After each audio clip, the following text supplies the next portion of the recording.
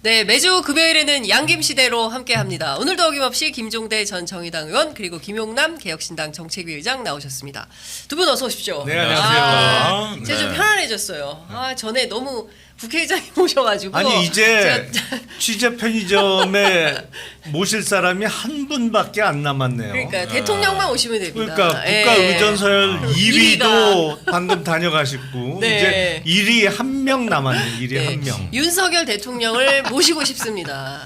대통령만 모시면 돼요 이제. 급해지면 나오지 않을까요? 진짜 네. 급해지면. 특검 받겠다고. 여기 나와서 특검 받겠다 하시면 진짜 좋을 것 같다 하는 생각이 좀 듭니다.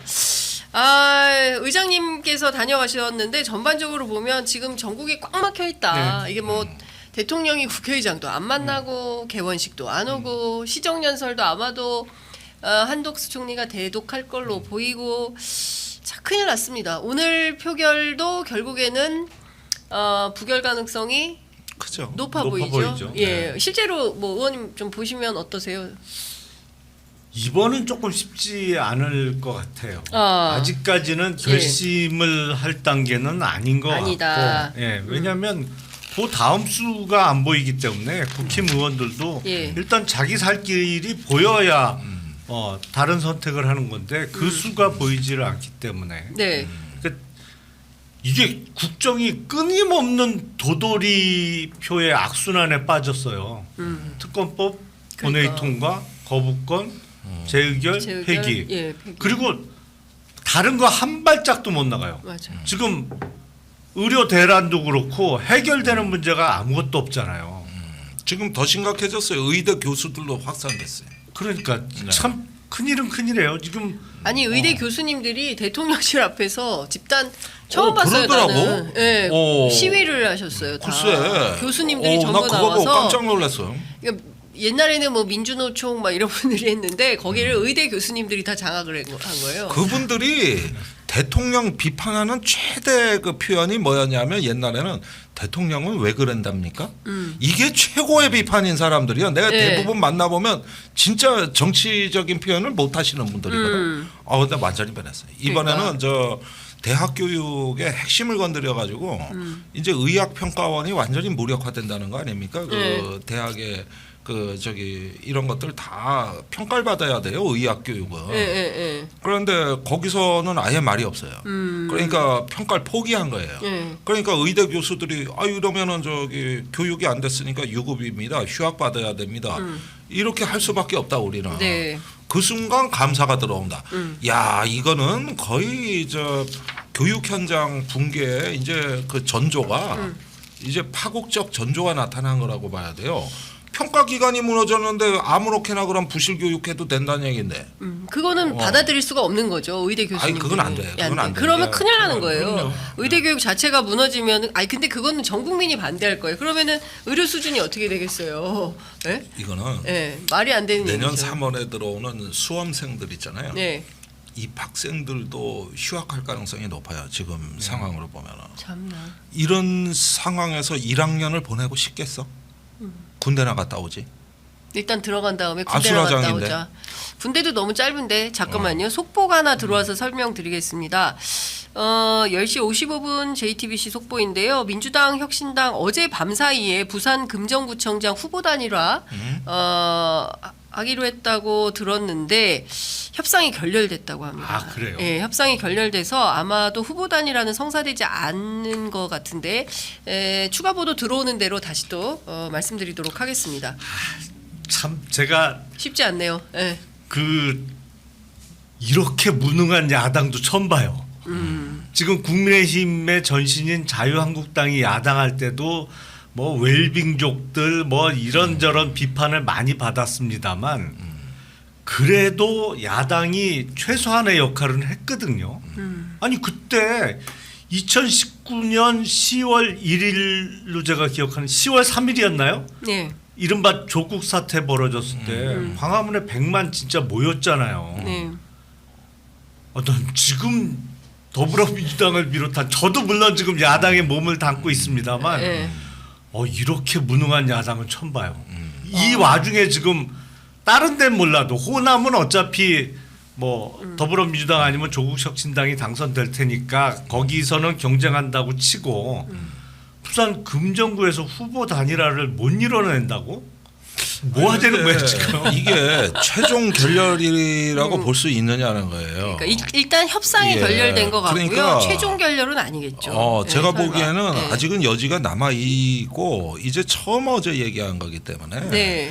이거는 방식에 대한 결렬을 얘기하는 것 같습니다. 아. 원칙 그 후보 단일화 자체 결렬이 아니고 예. 방식의 결렬. 방식의 결렬. 예, 예. 이런 부분으로 조금 약간 예. 좀 정확했나 해석이 일단 필요하다. 제목은 기사 제목은 후보 단일화 협상 결렬로 나오기 때문에 1차 협상은 또 이렇게 부결됐다가 또 2차 3차 가면서 근데 가만히 있어봐. 다음 투표용지 주- 인쇄가 아직 안 월요일이- 들어갔을 거예요. 월요일이 예. 투표용지 인쇄일 예. 거예요 아마. 네, 예, 그러니까 주말 사이에 또 어떤 그 단일화 협상 과정이 있을지는 모르겠으니까 약간 그건 조금 지켜보도록 하고. 근데 만약에 단일화를 여론조사 경선 방식으로 후보 단일화를 하고자 한다면 여론조사 실시할 시간적 여유가 없잖아요. 여론조사가 아니라 잠깐 그냥- 지금 어제 나온 보도 자료를 보면 이게 뭐 깨졌을 수는 있는데요.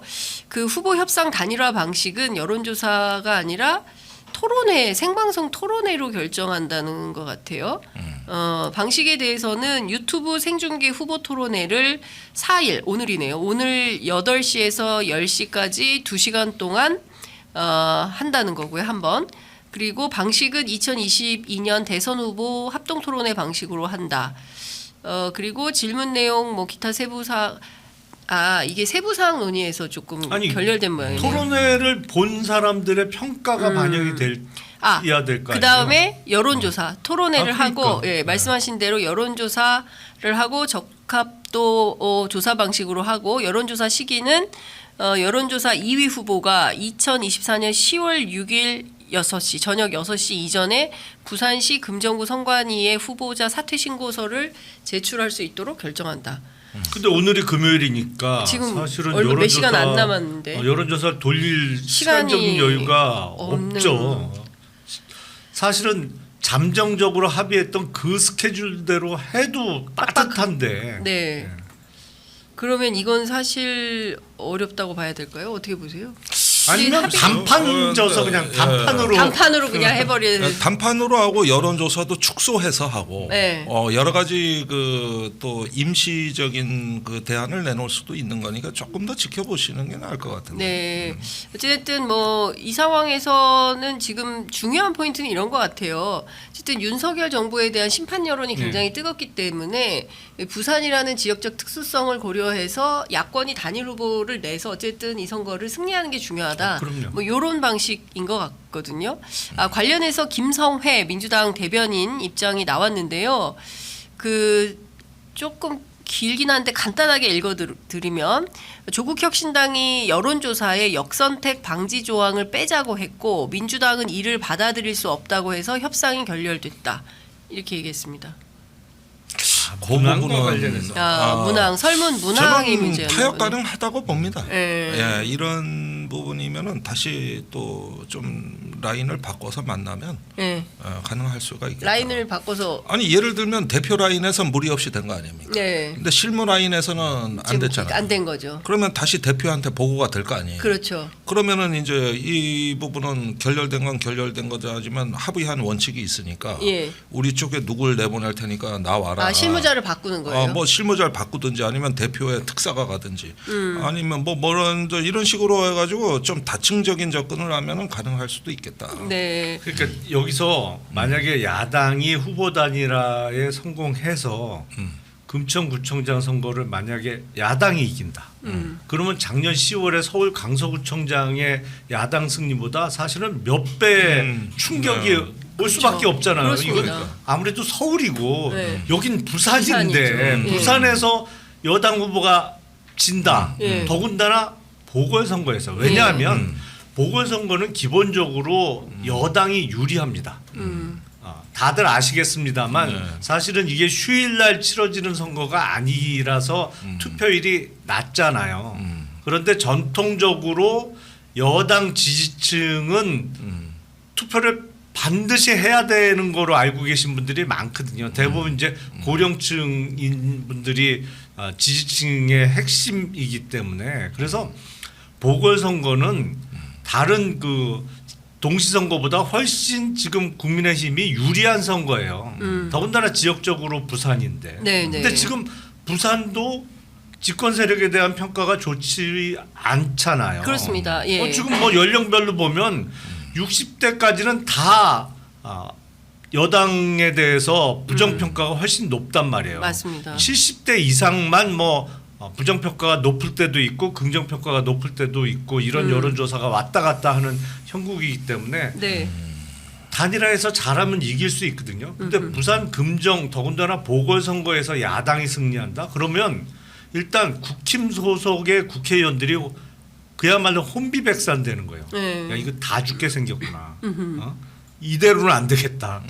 그러면 요 다음엔 정말 재의결에서 통과돼요. 그러니까 이 부산 금정 선거가 굉장히 중요하다. 이 부산 금정 선거 결과에 따라서 여당 국회의원들의 스탠스가 확 바뀔 수 그럼요. 있다. 그러니까 굉장히 중요한 단일화 협상인데 이게 그냥 문항 설계만 가지고 판단하지는 말고 좀 거국적으로 생각을 좀 실무 단위에서 해줄 필요가 있겠다. 소탐 대실하지 말고 예, 소탐 대실하지 말라고 지금 개혁신당의 문제는 김영남 의원께서 팁을 주고 계십니다. 그 소탐이 조금 있어 보입니다. 소탐이 예, 있어 그러니까 보여요. 예. 지금 조국혁신당은 이제 전원 비례로만 채워진 저 정당이다 보니 네. 언제 조국 대표는 또 그 사법적인 어떤 그 판결이 나올지도 모르고 이러다 보니까 항상 총선 때부터 보면 마음이 급해요. 네. 그래가지고 총선 끝나자마자 등원도 하기 전에 의원들 매주 워크숍 돌려가지고 거의 뭐 저기 이미 등원할 때는 거의 소진된 상태였거든요. 체력이. 이제 그러다 보니까 저런 어떤 행보 속에는 당을 단단하게 만들어 놓지 않으면 안 된다는 굉장한 어떤 조급성, 절박성 이런 걸로 해가지고 오히려 총선이 끝나고 이 정치에 더 적극적인 모습을 보여왔거든요. 이거는 당내의 사정이고 크게 정치 범야권으로 보면 소탐이죠. 그러지만 사실은 또 자기들은 자기들 사정이 있다는 거고 그런 거 하면 이미 지지자들 사이에서는 전쟁이 시작됐어요. 그리고 멀리 내다보면은 어쩌면 민주당에는 이런 정서도 있는 것 같아요. 내가 국회의원들하고 얘기할 때마다 언뜻 느끼는 건데 무슨 심상정 학습 효과 같은 게 있는 것 같아요. 그러니까 0.7%로 졌다. 그런데 다음 선거도 0.5%로 당락이 결정될 수도 있다. 그런데 제3정당을 지금부터 너무 저기 방치하고 이렇게 길들여 놓지 못하면은 이게 나중에 우환이 될 수도 있다.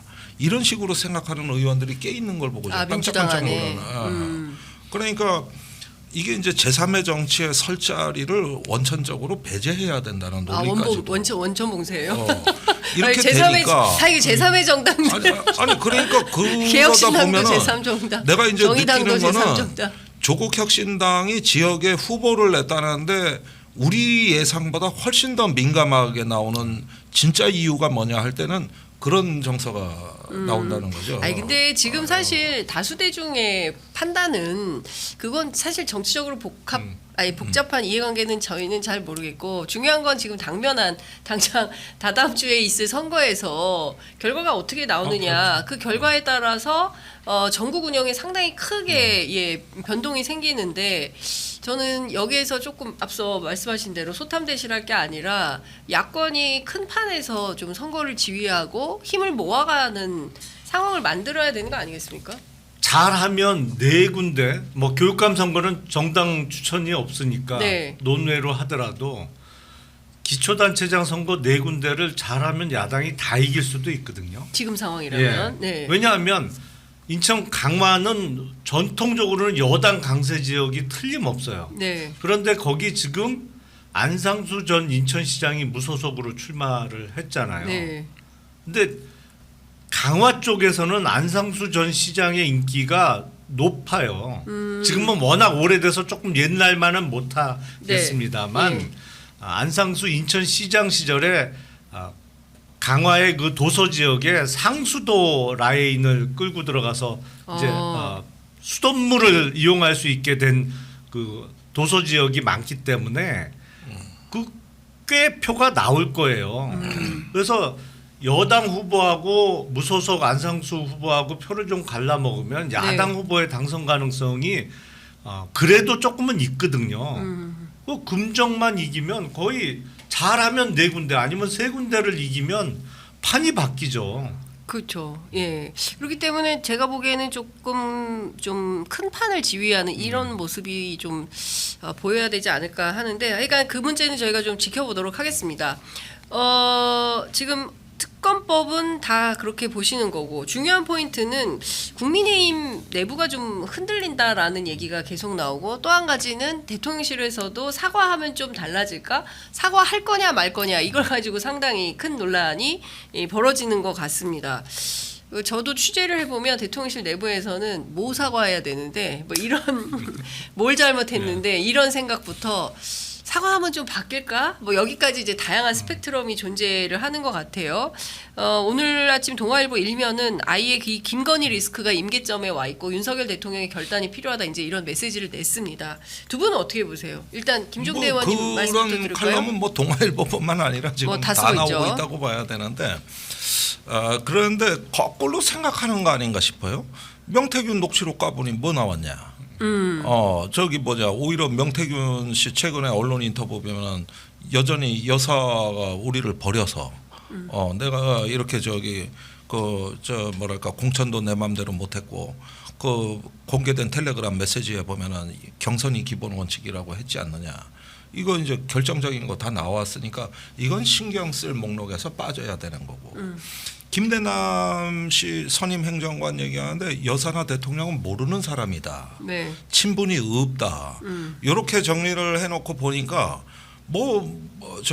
최근 일에 대해서 사과하고 뭐하고 할 일 자체가 없다. 네. 이런 쪽으로 이제 자기 위주의 해석이 살아나고 있는 것 같고, 다른 문제에 관해서도 비슷하게 생각을 하는 것 같습니다. 그리고 사실은 용산이 사과를 지금 해서는 안 된다고 보는 그 판단이 맞는 것도 같아요. 무슨 얘기냐?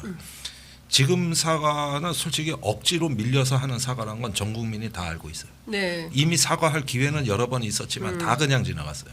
그러다가 이제 와가지고 무슨 특검법이 올라오고 뭘 어떻게 하고 한동훈이 삐져 있고 이러니까 아유 여사가 나가서 사과한다 이래 되면은 이건 누가 봐도 밀려서 하는 사과니까. 네.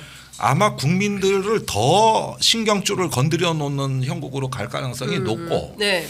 이건 사과로 해결될 일이 아니라 어디 백담사로 가든지 아니면은 통도사로 가든지. 네.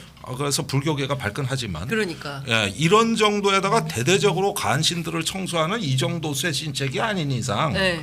실제 사과가 의미가 없다는 건 맞는 거 아닙니까? 나는 그런 면에서는 네. 오히려 이거는 친한 그룹 쪽에서 뭔가 일을 하고 있다는 흔적을 내기 위해서 괜히 사과론이 나온 거지.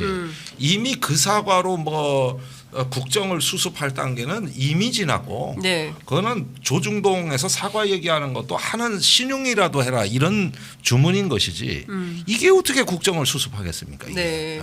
저도 지금 사과로 무슨 마무리가 될 수 있다고는 생각을 전혀 안 해요. 그래서 그거는 너무 약하고 그리고 시기도 놓쳤고 지금 사과로 끝날 일은 전혀 아니죠. 그래서 네. 제가 보기엔 정말로 전국을 풀어나갈 생각이 있다고 하면 어느 정도까지는 그 양보를 해야 된다고 생각하냐면, 도이치모터스 주가 조작 사건과 관련해서 김건희 여사가 불구속 기소되는 것까지는 양보를 해야 돼요. 그건 양보도 아니지 사실은. 그건 예. 그냥 원칙대로 하는 건데 그 대통령 영부인이니까 적어도 도주 우려는 없다고 없으니까. 보고, 예, 예. 다만 증거인멸의 우려는 있지만 예. 구속하기는 좀 거시기 하니까 예. 불구속 기소돼서 재판 받는 거. 왜냐면 주범들도 지금 집행유예가 나온 상황이기 때문에 네. 그 정도가 되고 인적 쇄신을 한다 그러면 전국을 풀어나갈 생각을 갖고 정말로 실행한다고 볼 수 있습니다만, 사과 공개 사과를 하는 것 같고 무지하게 많이 양보한 것처럼 생각하는 건 지금 그거 상황을 개사과입니다. 그냥 한 단어로 요약해 야, 주시네요. 한 단어 요약. 네. 계산. 개사과 더 이상 해가지고 뭐, 네. 그래가지고 드릴 말씀이 진짜 없어요. 광화문에 100만 명 모일 수도 있어요. 네, 그렇게 이거 되면. 매우 위험한 도박이에요. 어. 그런데 말씀하신 그런 쇄신책이 나와야 되는데 예. 누가 고양이 목에 방울을 다느냐 문제 아니에요? 이런 거를 면전에서 직언을 할 수 있어야 이 정부가 그나마 희망이 있는 거거든. 한동훈 대표가 하겠습니까? 뭐 어쩌다가 이제 사과 정도로 퉁치고 넘어가는 걸로 하면은 윤 대통령 더 염장을 질러가지고 그러지 않아도 윤한 갈등 아슬아슬한데 이 국지전이 전면전으로 될 수도 있고 괜히 되지도 않을 찍어내가지고 그런 것보다는 정말 이거는 저기 뭐냐 안 해주시면 제가 물러나겠습니다. 아, 한동훈 대표 직을 걸어라. 그렇지 그런 네. 식으로 그러면 그래 해서. 물러나 그럴 것 아니 같은데. 그래갖고 나는 이제 잘 가. 가겠습니다. 안녕. 이렇게 해가지고 네. 크게 한번 흔들어 놓을 수 있을 정도의 배신과 용기, 그다음에 직언으로 뭘 하나 좀 흔적이라도 남기면 이 정부에서 그나마 저기 회복의 희망은 조금이라도 만들어 놓는 거예요.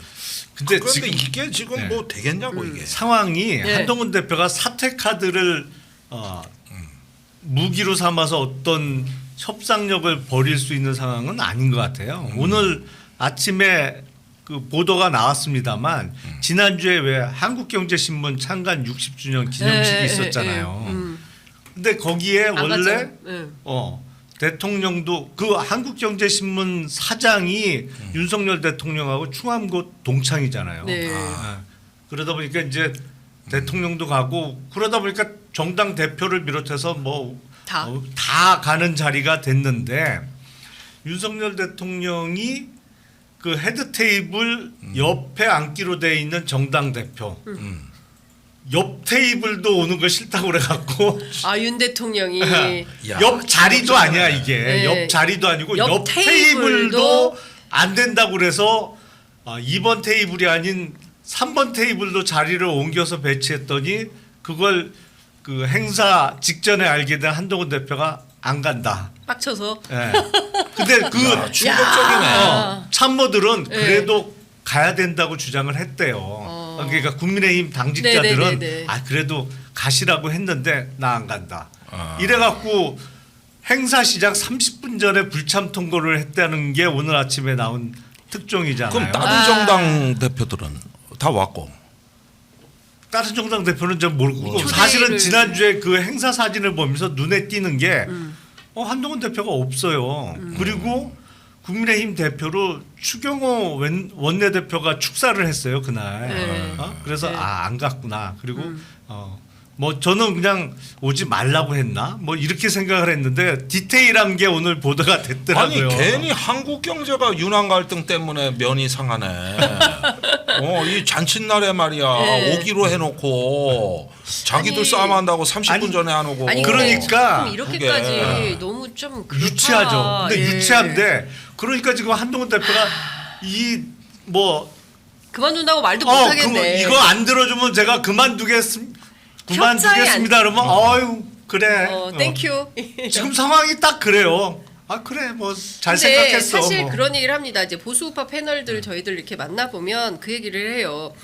뭐 한동훈 대표 거취에 대해서 누가 무슨 얘기를 하냐. 본인 스스로 물러나면 뭐 할 수 없지만 점점점 뭐 이런 얘기를 하거든요. 그러니까 그 얘기는 무슨 얘기냐면 당신 그냥 물러나. 그리고 그 원내 지도부만 따로 불러가지고 우리는 하나다 했잖아요. 한동훈 대표만 빼고. 그러니까 한동훈 대표가 들어오면 우리는 하나가 아니야. 한동훈 대표가 없어야 우리는 하나가 되는 거니까 아니, 이거는 한동훈 이거는 대표한테 보내는 메시지가 엄청 자극적인 그런데 거죠. 나는 이거 굉장히 심각하다고 보는 게 여야 간에는 원래 정쟁이라는 게 있고 네. 티격태격 싸우다가도 만나고 하니까 반대를 위한 반대도 있는 거고 이런 건 우리 정치에 당연시되는 지금 상황 아닙니까?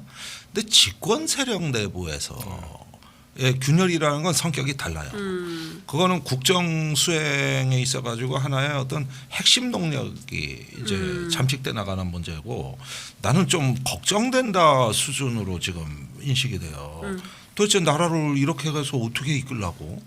아니 그러니까 지금 예? 직전에 출연하셨던 우원식 의장 말씀대로 국회의장도 안 만나고 국회도 상대 안 하고 야당은 더더군다나 꼴도 보기 싫고 여당도 상대 안 하는 여당도 거예요. 상대 안 상대 안 하고 오히려 하고. 한동훈 보기 싫어서 여의도 못 오는 거 아닌가 싶을 아니, 정도요. 그러니까 지금 한동훈 대표가 정말로 자기 의지를 관철시키려면 제가 보기엔 뭐 그런 의지가 뚜렷한지도 대단히 의문입니다만 내가 8표 갖고 있다. 네. 이 얘기를 해야 돼요. 내가 8명은 움직일 수 있다. 적어도. 그래서 아니 계속 이렇게 오기장 놓고 혼자 마음대로 하실 것 같으면 저도 오늘 오후 2시에 제 뜻대로 하겠습니다. 아, 8명 정도 움직여서. 근데 내가 보기엔 이 8표가 없어 지금. 한동훈 대표한테. 네.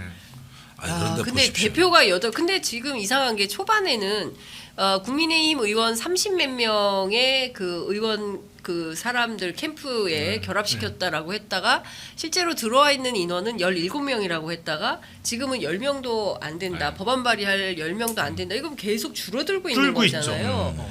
그러면 친한계가 더 점점 왜소화된다는 얘기인데 그만큼 조국 혁신당 수준이 안 된다는 얘기 아니에요. 네.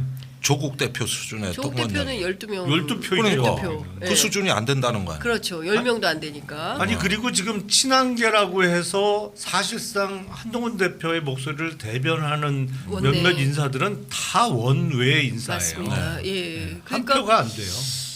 그러니까 참 이게 그 난감한 상황이 제 된 4당 거예요. 대표지 이게 뭐 한동훈 대표는 제 4당 개혁신당만도 못하고.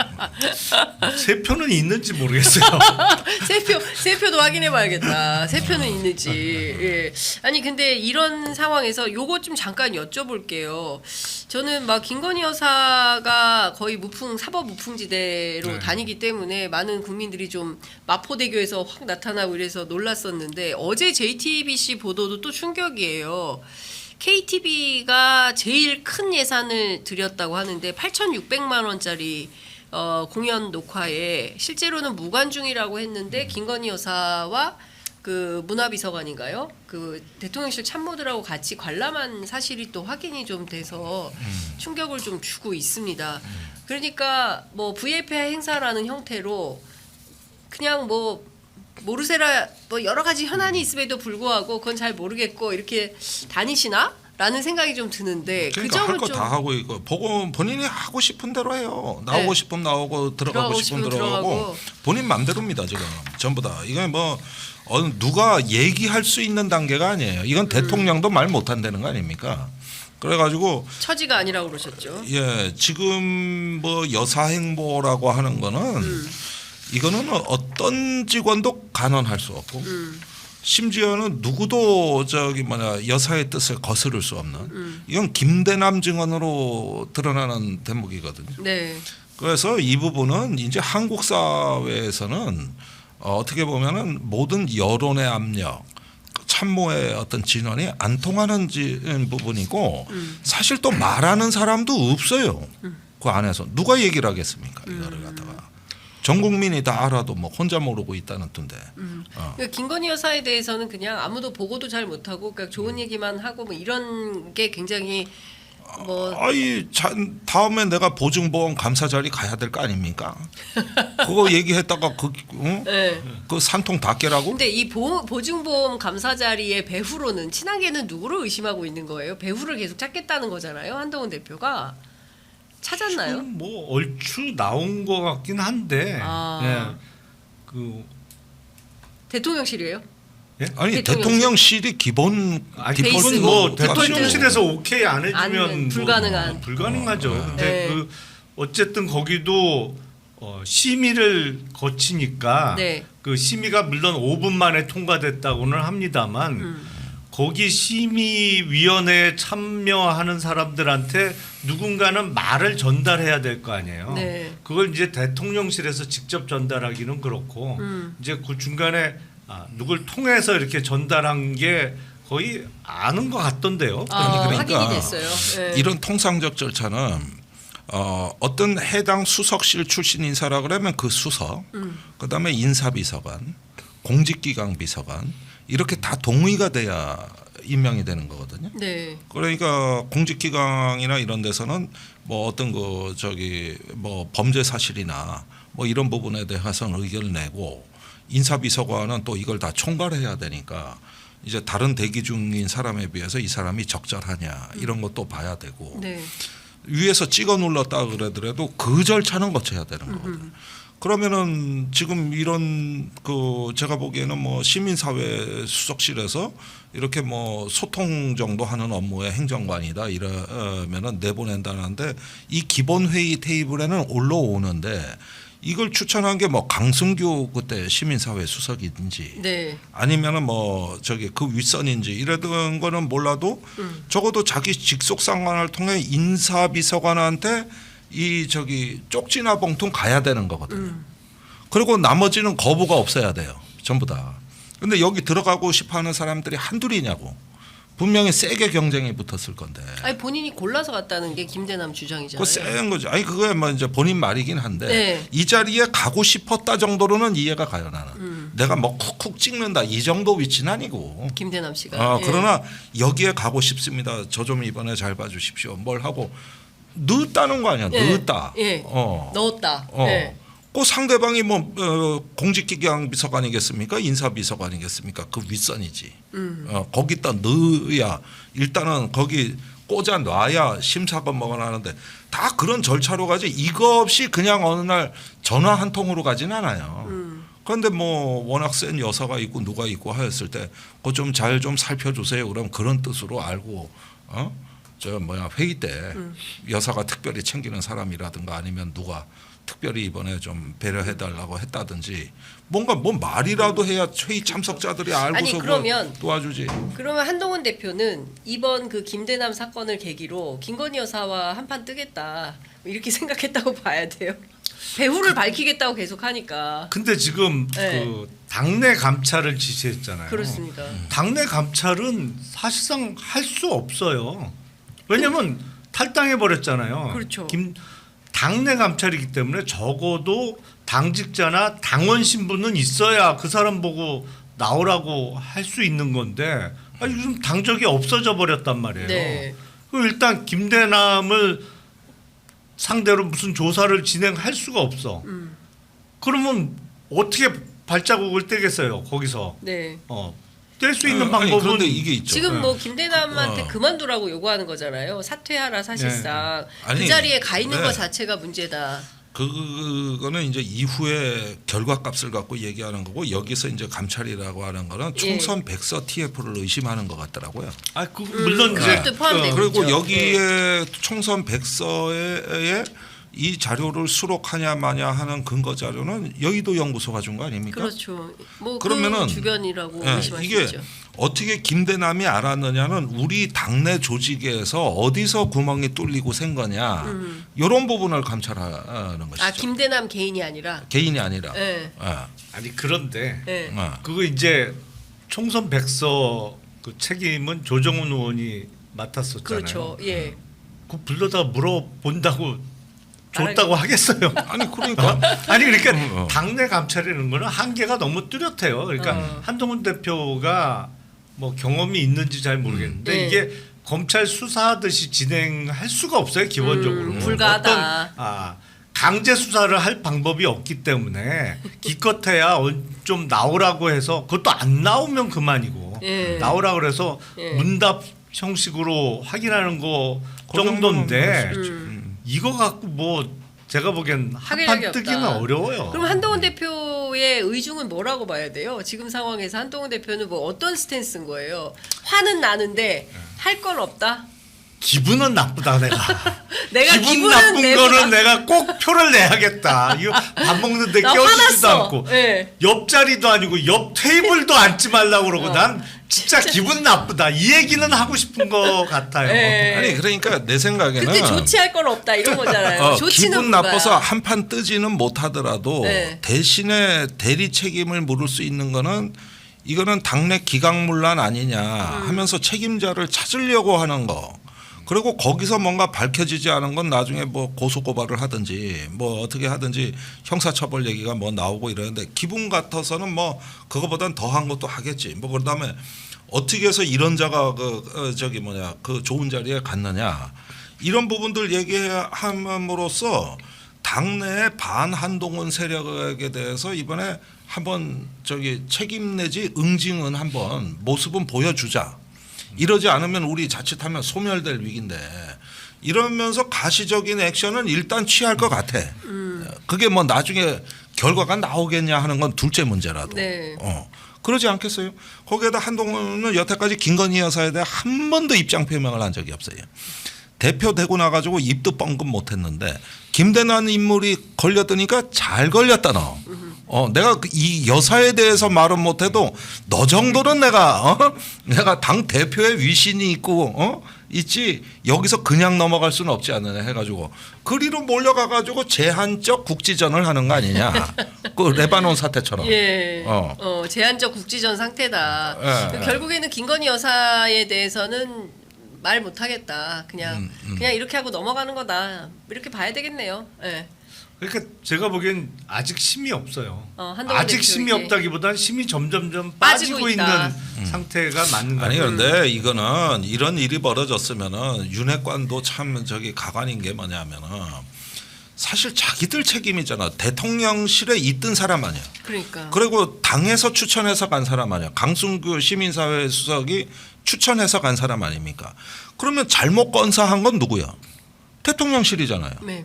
그런데 여사하고 뭐 아는 사이 아닙니다. 대통령하고 아는 사이 아닙니다. 그런데 대통령을 꼴통이라는데 그리고 지가 얘기 다 한다고 그러는데 그래놓고 저기 뭐 여사 팔고 뭐 하다는 진짜 좋은 자리로 가게 한 그것도 대통령실이 한 거 아니야.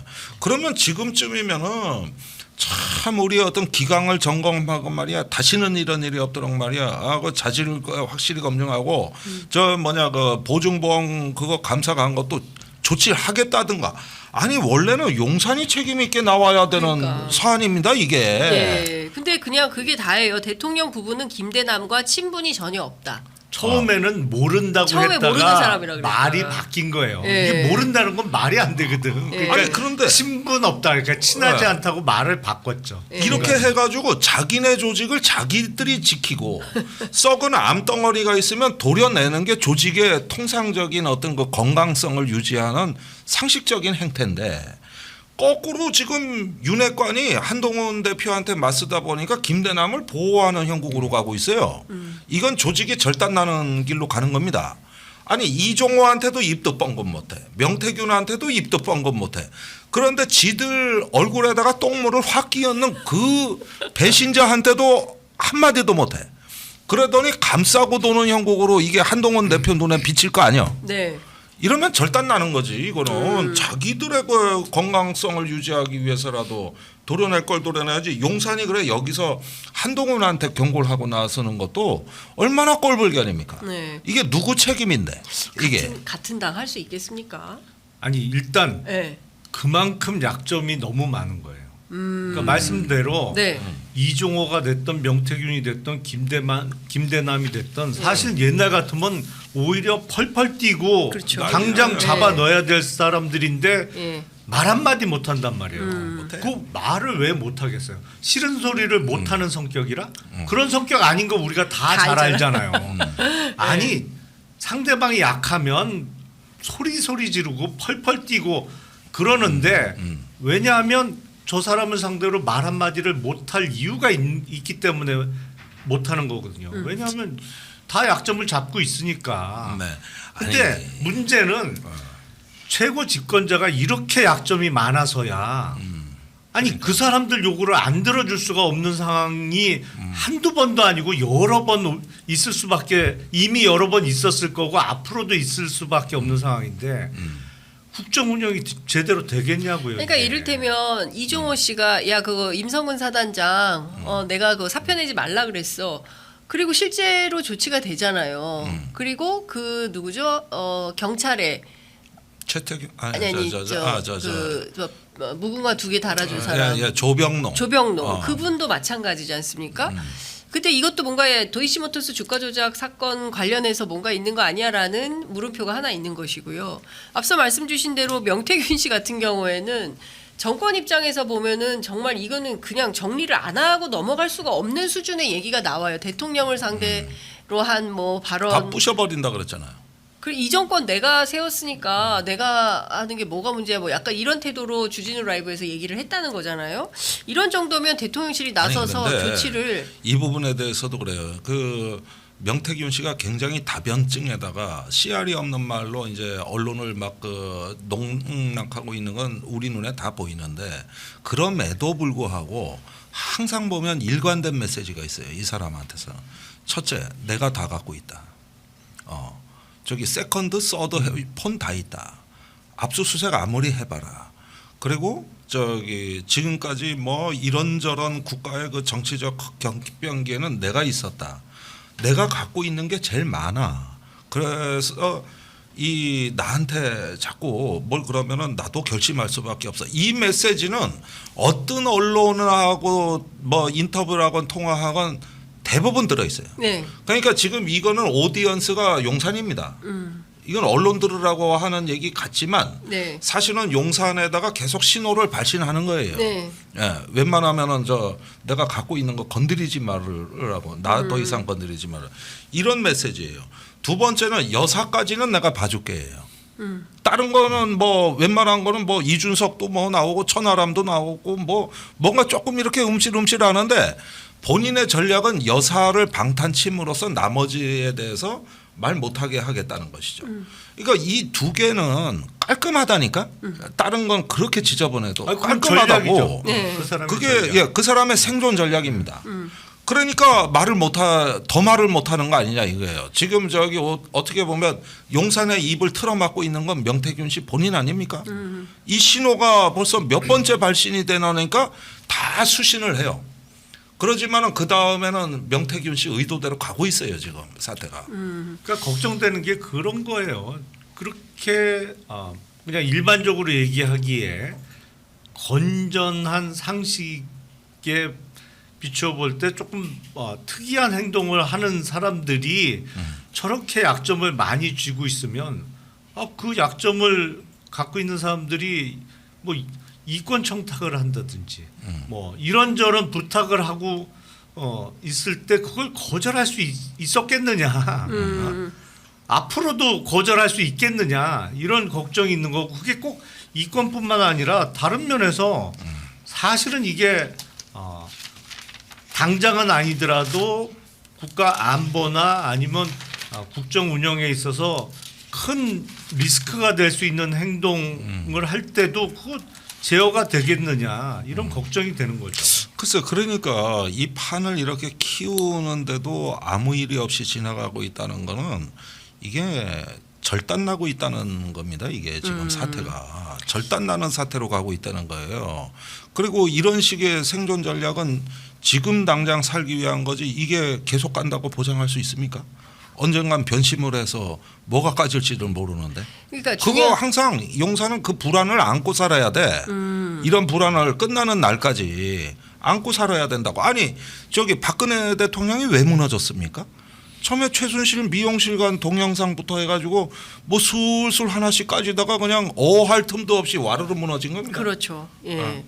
근데 이제 저는 그 명태균 씨 녹음 파일 가운데 굉장히 주목해서 들었던 대목이 나는 여사가 안 해준다고 하는 줄 알았어 라는 얘기가 있어요. 그래서 너무 성이 났다. 그래서 이준석을 실불사로 오라 그래서 만난 거다. 이제 이런 얘기를 해요. 그러니까 무슨 얘기냐면 지난 총선의 공천의 핵심 지위에 있는 분이 김건희 여사라고 이 사람은 생각을 하는 거지 않습니까? 그러니까 내가 지난 대선 과정에서 몸이 부서져라 일을 했는데 나한테 어떻게 이럴 수가 있냐. 너무 섭섭했다. 이런 얘기를 하고 있는 거예요. 기자들한테. 그러면 실제로 지난 총선 과정에서 한동훈 대표 또는 뭐 공천관리위원장 이런 사람들 다 허수아비고 실제로 김건희 여사가 실세였다라는 게 그 확인이 되면 이거는 그냥 넘어갈 수 있는 일이 아니지 않습니까? 그러니까 명태균 씨가 그렇게 생각한 데는 과거의 경험이 있기 때문에 그렇게 생각을 했었겠죠. 예. 그러니까 2022년. 그렇죠. 예. 그러니까 2022년 6월 1일 동시에 실시된 지방선거와 국회의원 보궐선거의 경험 때문에 이번에도 얘기해서 여사만 오케이 하면 되겠지라고 믿었겠죠. 본인의 경험에 비추어 볼 때 그게 충분히 가능한 일이라고 판단을 했으니까. 근데 이제 그게 좀 그때는 그래서 서운했다는 거 아니에요. 그래서 무슨 이거 폭로하는 기자회견 뭐 이런 것도 논의가 되고 했는데 아니었구나. 뭐 이런 취지잖아요. 네네. 그래서 지금은 서운함이 많이 없어졌다. 아. 뭐 이런 취지잖아요. 예. 아니 근데 지금 어쨌든 명태균 씨가 막 얘기하는 것과 관련해서 이준석 대표가 뭐 사실은 사실대로 아닌 건 아닌 것대로 해명을 하고 있는데 그 CBS 한판 승부에서는 치맥 회동 있지 않습니까? 이준석 대표가 했던 그거는 내가 한 거다. 명태균 씨가 내가 한 거다. 이렇게 주장을 했는데 이준석 대표는 이런 주장을 했습니다. 당시 치맥 회동은 당대표 비서실에서 한 거고 건대 입구라는 장소도 제가 후보에게 제시해서 선택을 한 거고 윤핵관보다 더 가까운 그분이 배석했다 해서 그분은 명태균 사장이 아니라 김건희 여사 배석을 말한 거다. 그러니까 명태균 더 씨 세네. 명태균이 아니라 김건희 여사가 실제로는 와 있었네. 아니 그러니까 명태균 씨는 코바나 야 감동이네 감동. 내가 보기엔 감동이야. 코바나 콘텐츠도 가고 아크로비스타 자택도 들어가 본 거 아니에요. 예. 그런데 개가 와서 자기 무릎에 누워버리니까 개 주인이 놀래서 네가 왜 거기 누워 있어 이것까지 간 거 아니야. 그러니까 이 사람은 사람뿐만 아니라 개한테도 친화력이 좋은가 봐. 그 김건희 여사가 놀래가지고 그랬다는 거 아니에요. 그러니까 물론 이분의 이런 에피소드에는 일부 화풍도 있겠죠. 그리고 또 별거 아닌 걸 대단하게 꾸미는 재주도 있는 건 사실이지. 그러지만은 지금 그 명태균 씨는 나름대로 자기 패를 서서히 다 까고 있어요. 그러면서 내가 주머니 속에 무수히 많은 패를 갖고 있다는 이걸 브로드캐스팅하고 있다고 지금. 이 양상에서 사실은 용산이 협박을 당하고 있는 거예요. 또 본인이 협박이란 단어를 썼어요. 내가 협박범처럼 이렇게 살아야 되겠냐 뭐 이렇게 항의하죠. 강 씨한테. 그렇게 얘기를 한 거예요. 예. 그러면 우리가 보는 관전 포인트는 명태균 씨 얘기를 다 받아 적어주고 거기서 이제 이야기할 기회를 주는 건 이 정도로 나는 충분히 했다고 봐요. 언론에서. 그러나 명태균이 이렇게 얘기했으면 응당 답해야 되는 책임이 있는 사람들이 있는 거 아닙니까?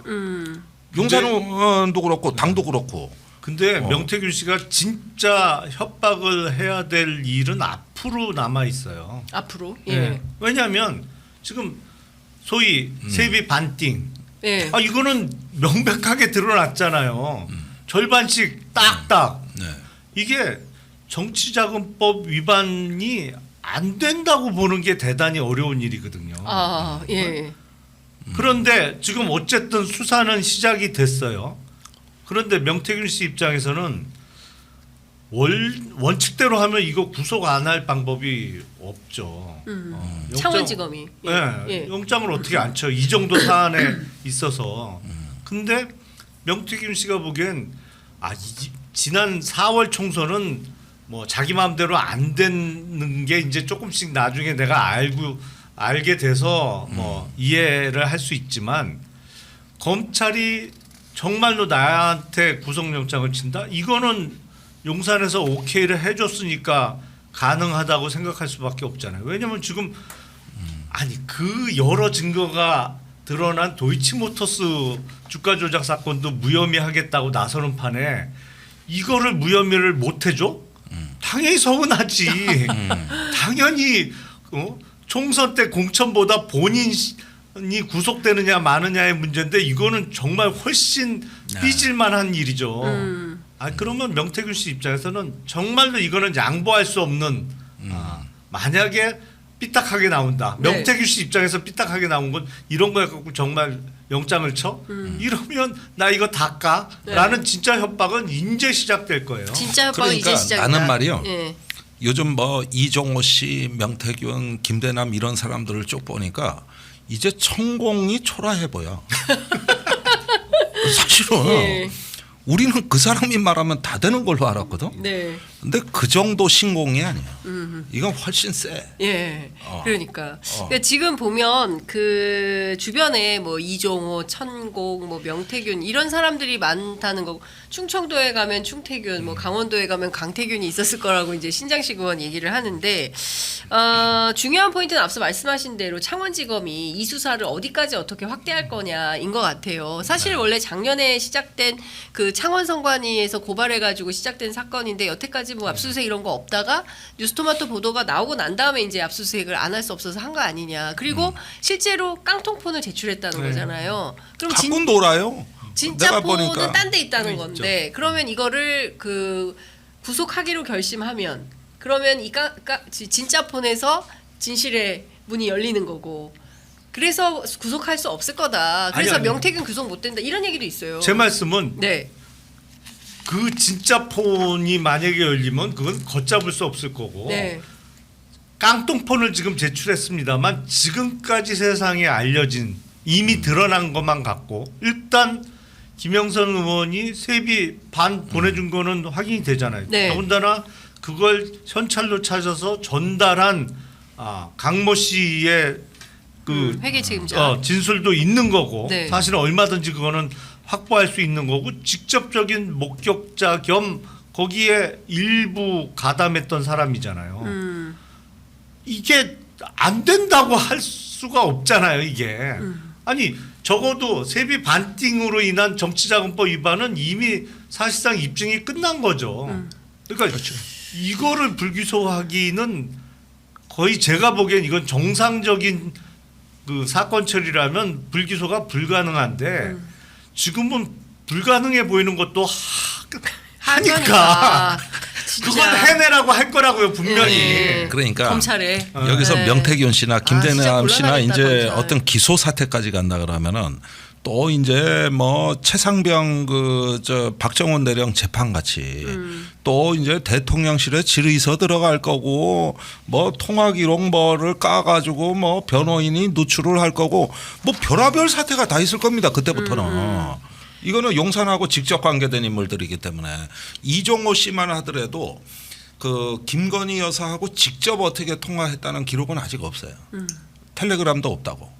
그러니까 우리는 뭐 권오수 라인이냐 뭐냐 이렇게 얘기를 하면서 정황적인 걸 하지만 여기는 다르단 말이에요. 한 사람은 대통령실의 아예 직원이었고 한 사람은 아예 대놓고 텔레그램이고 뭐고 까는 사람이란 말이에요. 그런데 여기서 이제 기소가 되고 뭐 이제 증거물들이 이제 들어가 가지고 만에 하나라도 재판에 들어간다 그러면 이걸 용산이 어떻게 감당하겠습니까? 이건 생각만 해도 그러니까 어떻게든 다 이걸 갖다 뭉개는 방법, 뭉개거나 쪼개거나 뭐 이런 지금 이거 저 잔수를 고민하는 거 아니에요? 근데 저는 근데 용산은 그런 생각을 할 수 있지만 그 정상적인 사고를 하고 있는 국가 권력 기관에 계신 분들이 그게 이제 국민권익위원회가 됐든 검찰이 됐든 또 최근엔 선관위까지 정말 기괴한 궤변을 늘어놓으면서 김건희 여사나 용산 대통령실을 비호하는 데만 골몰하고 있으면 저는 스스로 일하면서도 이게 언제까지 이거를 이런 방식으로 일 처리를 해야 돼라는 자괴감이 들 것 같거든요. 그러니까. 그렇지 않겠습니까? 다 정상적인 교육을 받고 이런 분들인데 내가 이거 하려고 여기 와서 이러고 있단 말이야? 이런 생각 하지 않겠어요? 그러니까 이게 지금 드러나는 게 이 정도면은 실상은 온갖 변태와 엽기가 다 있었던 거예요. 이게 간신들의 전성시대가 이제 망국의 길로 갔던 우리 뭐 거대 역사를 회고하지 않아도 이건 솔직히 말해가지고 절단 나는 시절로 대로 가는 겁니다. 이게 지금 이게 이 정권이 이렇게 해가지고 자기 스스로 회복하고 치유하는 능력을 상실한 조직이에요. 네. 더 이상 스스로 건강을 회복할 수 있는 능력을 상실해가고 있는 거거든. 여기서 끊어줘야 돼. 원래는 한동훈 대표가 해야 될 일은 이겁니다. 지금 여기서 더 개혁을 멈추면 우리 다 죽는다. 이렇게 자기 비전을 갖고 나와가지고 흔들어 놔야 되는 게 그게 원래 한동훈 대표가 해야 될 일입니다. 제가 보기엔 그래서 야당이 잘해야 돼요. 야당이. 예. 그 말씀하신 그런 국가기관에 계신 분들이 네. 사실은 엄청 빨라요.